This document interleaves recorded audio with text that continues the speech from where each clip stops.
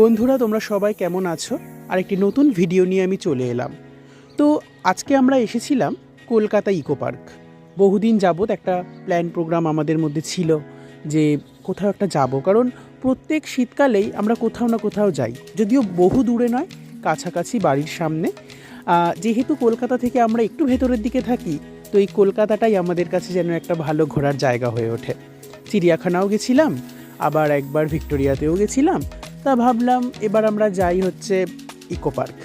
তা যেই ভাবা সেই কাজ। ও তার আগে একটা ঘটনা ঘটে গিয়েছিল। আমার মার বাবা বোনের পুরুলিয়াতে যাওয়ার কথা ছিল। দুর্ভাগ্যবশত সেটা ক্যান্সেল হয়ে যাওয়ায় তাদের মনে একটা খুব দুঃখ হয়েছিল। তা হঠাৎ করে আমি বললাম, চলো তাহলে আমরা ধারে কাছ থেকে কোথাও একটা ঘুরে আসি। তা বললো, ঠিক আছে তাহলে চল আমরা কোথাও একটা ঘুরে আসি। যেই ভাবা সেই কাজ। আমরা আমাদের পাশের বাড়ি, মানে থাকে আমাদের পাশের বাড়িতেই, সেই মামিকে বললাম যে মামি চলো আমরা সবাই মিলে একদিন ইকো পার্ক ঘুরতে যাই, শুনেছি নাকি পার্কটা বিশাল বড় আর খুব সুন্দর। তা আমার যে বন্ধু সে বললো, হ্যাঁ হ্যাঁ অবশ্যই যাব, শুক্রবার দিনটা চল, আমরা সবাই ফ্রি আছি। তো সেখানে কথা হয়েছিল যে বাড়ি থেকে খাবার করে নিয়ে যাব। সেই কারণে লুচি, আলুর দম, চিড়ের পোলাও এই সমস্ত নিয়ে যাওয়াই হলো। তা আমরা না ইকো পার্কে গিয়ে সত্যি কথা বলতে অনেক আগে পৌঁছে গিয়েছিলাম। আমরা তো জানি না গেট খোলে নাকি 11টায়। তো যাই হোক, 11টার সময় লাইন দিয়ে টিকিট কাটা হলো, গেট খুললো, ঢুকলাম। ঢুকেই আগে কিন্তু আমরা সবাই মিলে খেতে বসে পড়েছি। প্রচণ্ড খিদে পেয়েছিল। তা আমাদের প্ল্যান ছিল প্রথমে আমরা খাবো, তারপরে ঘুরবো। আর ঢুকেই এত সুন্দর জায়গা, মানে ছবি তোলার জন্য তো সবাই একদম পাগল। তার সাথে আমাদের যে আরও ছোটো ছোটো বোনরা গেছিলো আমাদের সাথে, তারা দোলনা চড়লো। আমার মা তো একদম মনে হয় ছোট হয়ে গেছিলো। আমি আর মামি তো হেসে লুটোপুটি খাচ্ছি। তো যাই হোক, আমরা কিন্তু সেখানে খাওয়া দাওয়াটা কমপ্লিট করলাম। সেই খাওয়া দাওয়ার মধ্যেও অনেক হাসাহাসি হলো, ভিডিও হলো, ছবি হলো।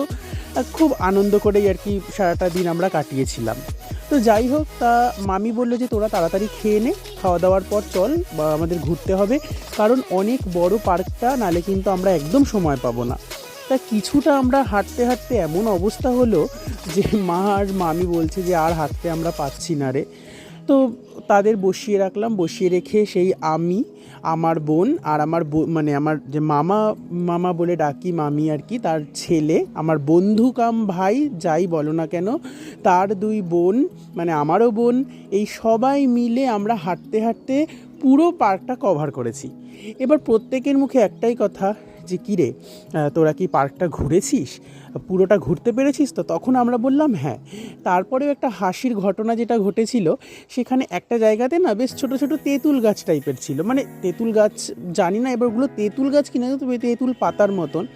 তো সেখানে আমরা গেলাম। যাওয়ার পর আমরা সেখানে কিছু ছবি টবি তুললাম। বেশ সুন্দর জায়গা।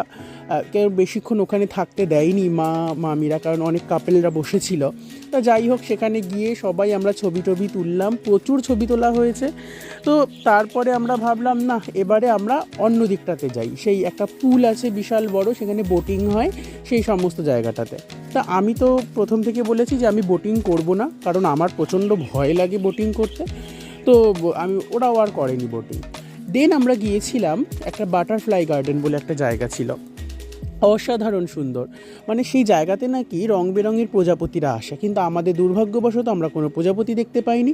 তবে ভীষণ সুন্দর গার্ডেনটা, অনেক ফুল দেখেছি। সেখান থেকে বেরোলাম, বেরিয়ে হেঁটে চলেছি। তো মা আর মামি বললো আমরা আর হাঁটতে পারবো না, আমরা একটুখানি বসবো। তা বললাম যে ঠিক আছে তাহলে তোমরা একটুখানি বসো, আমরা ঘুরে এলাম। মানে বেশ এইভাবেই আর কি চললো সারাটা দিন। তারপরে সেখানে যেটা দেখলাম রেইন ফলস বা রেইন শাওয়ার যেটা বলছে, সেরকম একটা জিনিস, যে বেশ পোস্টারের মতন জায়গাগুলো থেকে বৃষ্টি পড়ছে। সেখানে ভিডিও বানালো, সেখানে ছবি তুললো।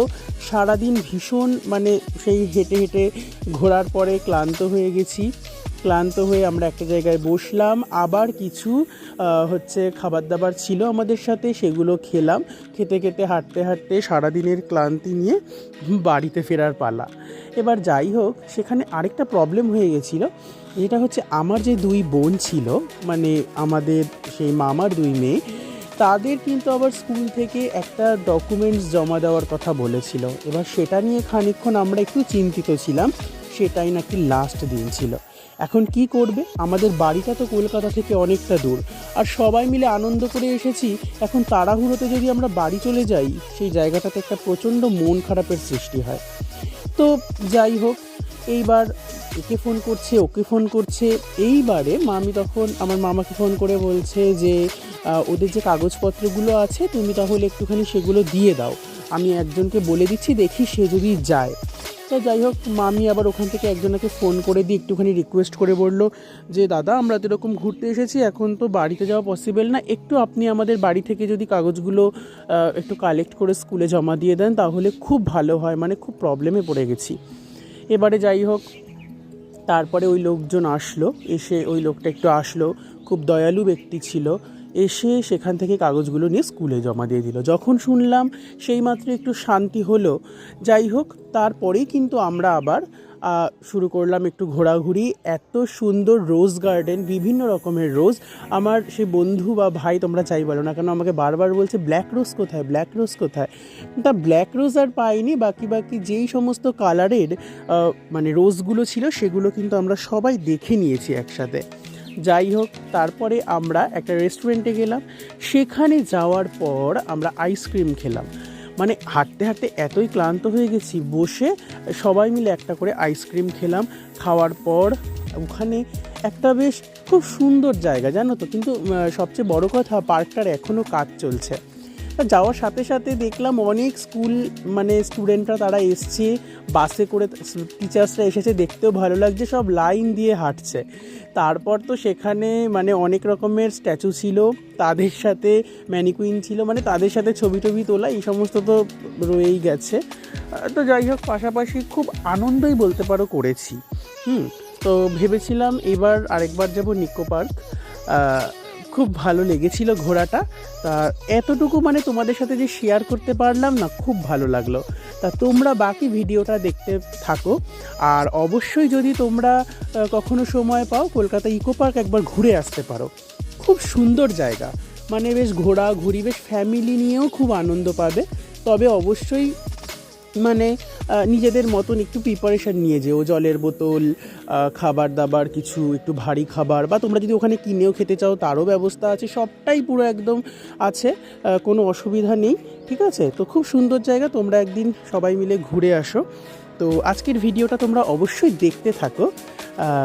অবশ্যই নেক্সট ভিডিও যে আমি আসবো মানে আনবো আর কি, আসলে কি বলো তো, আমাদের না মানে আমার ক্ষেত্রে ভিডিওটা সবসময় দেওয়া হয় না।